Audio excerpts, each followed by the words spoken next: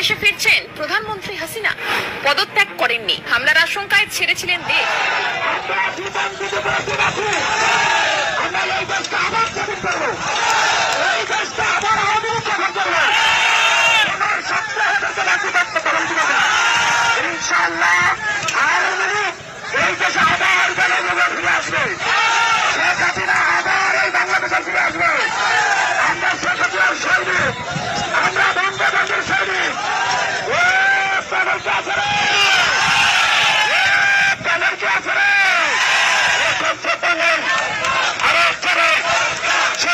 দিল্লিতে অত্যন্ত গুরুত্বপূর্ণ একটি বৈঠক শেষ করে নেত্রী বললেন খুব শীঘ্রই আসতেছি।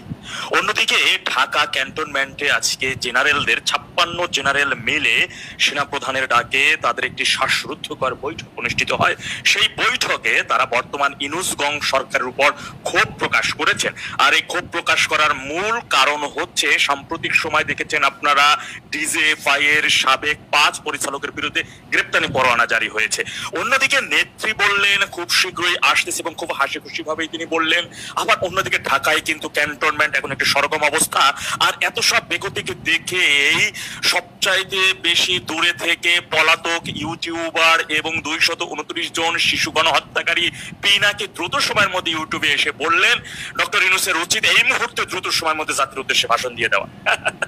মানে সব মিলিয়ে তার মানে বোঝাই যাচ্ছে যে খেলা খুব ভালোভাবে দূতাবাস হয়ে গেছে জামাতের ঘাঁটি, যুদ্ধ অপরাধীদের ঘাঁটি। আর তারা এদের সাথে মিলে এই সবসময় এই ষড়যন্ত্র করতে থাকে। আমি যেটা দেখি যখনই বাংলাদেশ ভালোর দিকে যাচ্ছে তখনই কিছু কিছু শ্রেণী, কিছু কিছু দূতাবাস, আমি বলবো না যে কিছু কিছু দেশ, তাদের শুধুমাত্র তাদের দূতাবাস এখানে বসে ষড়যন্ত্র করার চেষ্টা করে, স্পেশালি মার্কিন দূতাবাস। আর তাদের উদ্দেশ্য কি? তারা কিন্তু একটা শক্তিশালী সরকার চায় না, তারা এই দূতাবাস চায় যে একটা ছোটখাটো সরকার থাকবে যাদেরকে তারা হুকুম করবে, তারা এই দূতাবাসের হুকুমে চলবে। আমার এটা ব্যক্তিগত অভিজ্ঞতা যে যখনই মার্কিন দূতাবাসের কোনো অনুষ্ঠানে গেছি ওখানে ওই জামাত এবং যুদ্ধ অপরাধী থাকবেই, তারা দাওয়াত করবেই।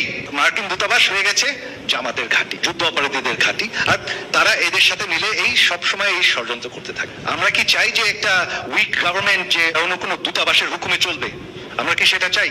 আমরা কি চাই যে আমাদের এই যে স্বাধীনতা, এই স্বাধীনতার অর্জন আমরা আবার হারিয়ে ফেলবো? জয় বাংলা আমরা আবার হারিয়ে ফেলবো? এই যে উন্নয়ন, যে উন্নয়নের ধারা আমরা 10 বছর ধরে দেখছি, একটি দারিদ্র দেশের থেকে এখন মধ্যমায়ের দেশে এসেছি, এই উন্নয়ন থেমে যায়, এটা কি আমরা চাই? তো আমার অনুরোধ আপনাদের কাছে, স্পেশালি তরুণরা, আপনারা হচ্ছেন আজকে এবং ভবিষ্যতের ভোটার, এই ষড়যন্ত্রের দিকে সবসময়